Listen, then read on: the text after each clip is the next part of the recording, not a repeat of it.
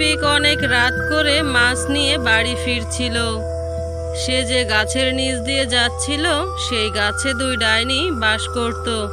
একজন ছিল নানি এবং একজন ছিল নাতনি। অনেকদিন পর মাছের গন্ধ পাচ্ছি।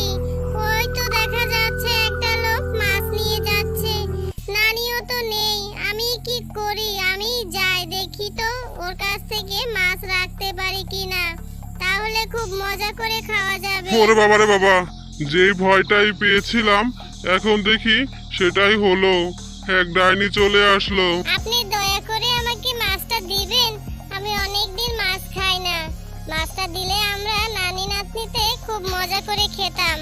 আরে এ তো দেখি বোকা ডাইনি। না না, মাছ দেওয়া যাবে না, মাছের অনেক দাম। তুমি মাছ খেয়ে কি করবে? হ্যাঁ দেখেন, অনেকদিনই তো মাছ খাই না, দেন না আপনি মাছটা আমাদের। এরকম করছেন কেন? দিলে কি হবে? আপনি তো আবার কিনে খেতে পারবেন। আমরা তো ডাইনি, আমরা তো আর মাছ কিনতে পারবো না। যাও যাও, তুমি এখান থেকে চলে যাও, মাছ দিতে পারবো না। আমার বাড়িতে মেহমান এসেছে, তাদেরকে মাছ খাওয়াতে হবে। তোমার কথা শোনার মতো টাইম আমার কাছে নেই। গাছের আড়াল থেকে নানি সবকিছু দেখলো যে তার নাতনি কিভাবে মানুষের কাছ থেকে খাবার চাচ্ছিল। না, এতদিনেও ওকে আমি কিচ্ছু শেখাতে পারলাম না। এভাবে চাইলে কি কেউ দিবে? ভয় দেখাতে হবে, ভয় না দেখালে কি কেউ দেয়?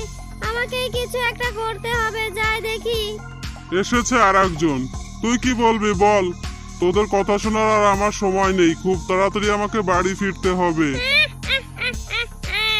তুই কি ভেবেছিস আমার নাতনি বোকা দেখে আমি ওইরকম তোর ঘাড় মোটকে খাবো? মাছটা দিয়ে যা, তা না হলে তোকে আর বাড়ি ফিরতে হবে না।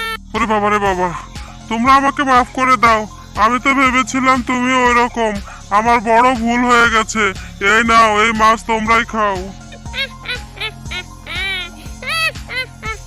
পালানে বাঁচতে চাইলে এক্ষুনি পালা।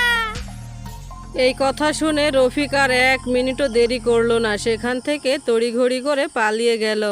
আর ডাইনি তার নাতনিকে বলতে লাগলো, এতদিনেও তুই কিছুই শিখতে পারলি না? হ্যাঁ, এইভাবে বুঝি মানুষদের কাছে চাইতে হয়? ওদের ভয় না দেখালে ওরা কিছুই দেয় না। কিন্তু নানি, আমার যে ওদের সামনে গেলে কেমন জানি ভয়ে হাত পা ঠান্ডা হয়ে যায়। তাই তো আমি ওদেরকে বিনয়ের সাথে বলি। তুই হলি একজন ডাইনি, তুই এরকম ভাবে চাইলে কি হবে? ভয় না দেখালে কিছুই পাবি না। দেখলি তো কিভাবে মাছ রেখে পালিয়ে গেল। ঠিকই বলেছো নানি, এরপর থেকে